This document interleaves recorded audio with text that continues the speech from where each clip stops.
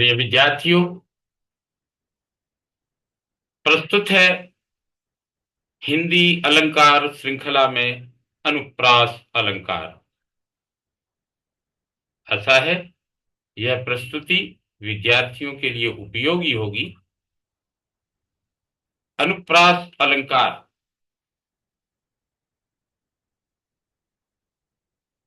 अनुप्रास अलंकार का लक्षण है जहां विषम स्वर हों भले,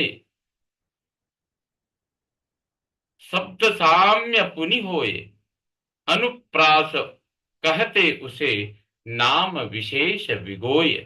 जहां विषम स्वर हो भले, शब्द साम्य पुनि होए, अनुप्रास कहते उसे नाम विशेष विगोय।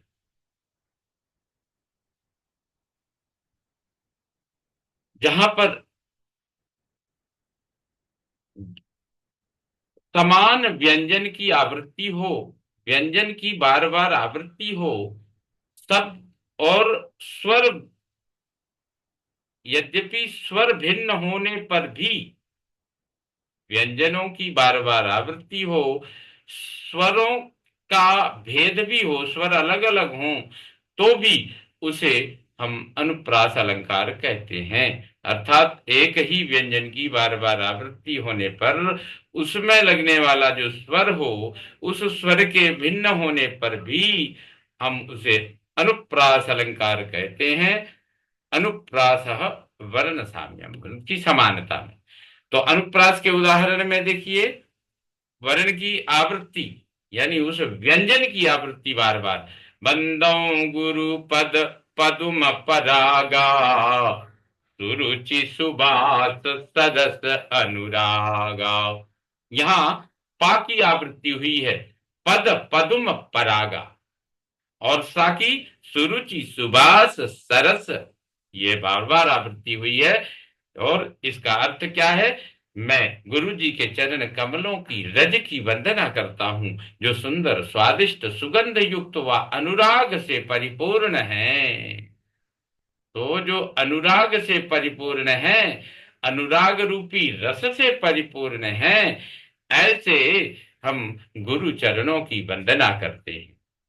इसी प्रकार सुकृति संभूतन विमल विभूति, मंजुल मंगल मोद प्रसूति, जन मन मंजू मुकुर मल हरणी, किए तिलक गुण गण बस करनी।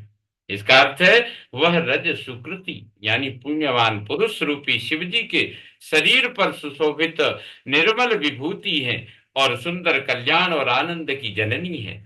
भक्त के मन रूपी सुंदर दर्पण के मैल को दूर करने वाली और तिलक करने से गुणों के समूह को वश में करने वाली है, ऐसी वो विभूति है।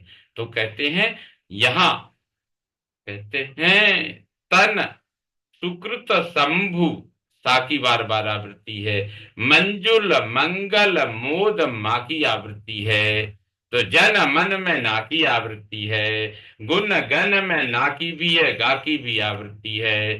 तो इस प्रकार से वर्णों की जहां बार बार आवृत्ति हो, वर्ण का तात्पर्य व्यंजन से है, समान व्यंजन हो, स्वर वेशक असमान हो, स्वरों की भेद में भी अनुप्रास अलंकार होता है। और अनुप्रास के भेद भी छेकानुप्रास, मृत्यानुप्रास, लाटानुप्रास, अंत्यानुप्रास, तृतीयानुप्रास आदि भेद हैं। तो इस प्रकार से अनेक भेद हैं, उन भेदों को भी समय आने पर प्रस्तुत किया जाएगा।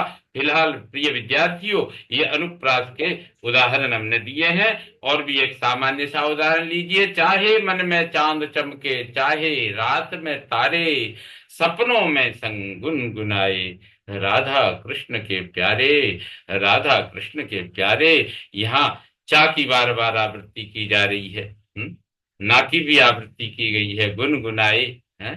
तो यहाँ चांद चमके, चाहे, इस तरह से बार बार जहां वर्णों की आवृत्ति हो, व्यंजनों की आवृत्ति हो, वहां अनुप्रास अलंकार होता है। प्रिय विद्यार्थियों, आशा है आपको इस अलंकार के प्रयोग का और आगे अपने आप में प्रयोग करने का एक आप में प्रवृत्ति या गुण आ- आएगा। आप इसमें सक्षम होंगे, सफल होंगे। इन्हीं शब्दों के साथ मैं विराम लेता हूं।